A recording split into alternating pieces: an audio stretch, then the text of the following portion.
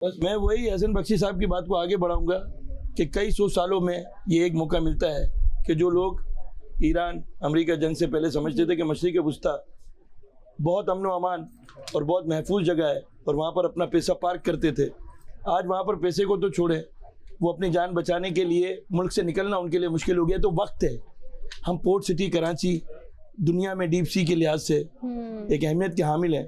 تو میں یہ سمجھتا ہوں کہ حکومت وقت جو بیٹھے ہوئے ہیں ان کو یہ مطلب انہوں نے یہ بات کہی کہ ایکول عید مبارک، عید کی خوشی ایکول کب ہوں گے؟ جب ڈالر 1 روپے کا ہوگا. ہم یہاں سے ایکسپورٹ کریں گے اور دنیا کا پیسہ یہاں پارک کریں گے. تو وہ وقت لانے کے لیے وقت ہے کہ جو بھی پیسہ اب وہاں پہ پارک نہیں ہو گئے، وہاں پر لوگ نہیں جائیں گے، آنے والے وقت میں بھی اب ڈر آ گیا. تو اس چیز کا فائدہ اٹھاتے ہوئے پاکستان اس وقت حکومت کی سطح پر کراچی اور پاکستان بھر میں وہ پیسے کو اور یہاں پر لوگوں کو شیورٹی دے کہ پاکستان آج کے دن میں مشرق وسطیٰ سے زیادہ محفوظ ہے.